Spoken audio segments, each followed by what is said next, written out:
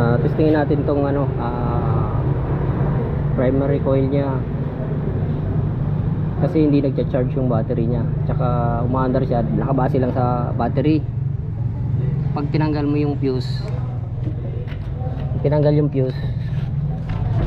mamamatay siya. Yan, standard natin. Pag tinanggal yung fuse, mamamatay yan.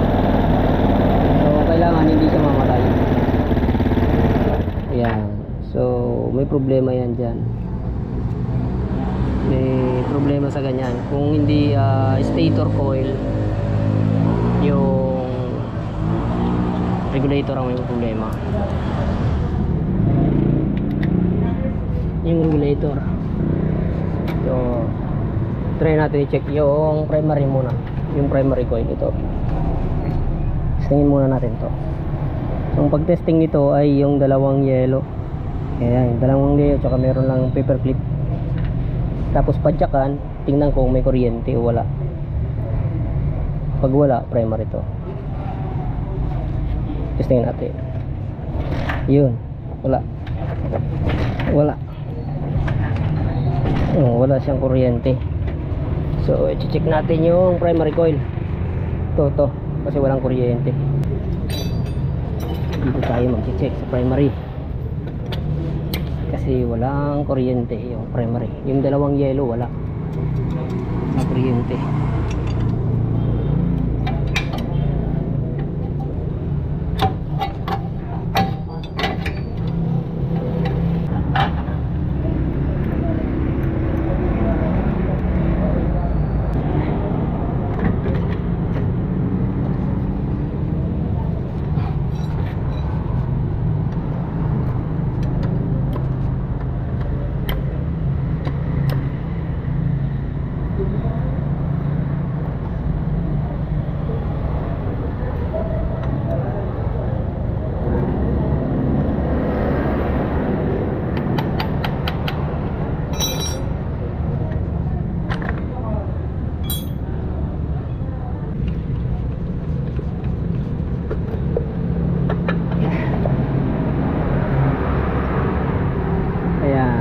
Hindi naman primary, yan tanggal yung coil nya. So ito yung problema, local to, kaya ganito na naputol. Yan kadalasan dito sa primary merong nabibili sa labas, mura lang, 500 or 600, 700 ganun. Pero natatanggal yung sinuldahan dito, kasi ang problema ng original sa local, itong bronze sa original malaki, at sa mga local maliit, kaya napuputol. So hindi pwede yung mga local, kailangan malaki yung tanso. Ito maliit, kaya natatanggal to. Local to mura lang naman to 500, mga 500, 600 meron na nito.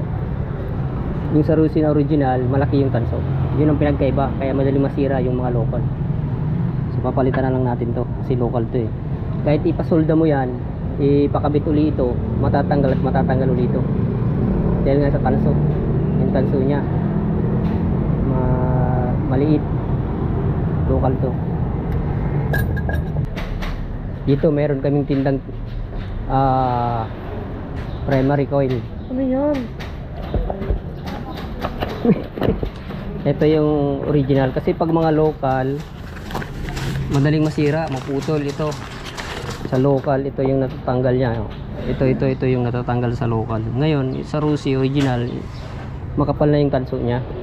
So yun ang pinagkaiba sa local. Yung local 500, 600 meron ka na. Pero ito siyempre quality naman to Okay, ito yung ikakabit natin, kasi local yan yan local yan.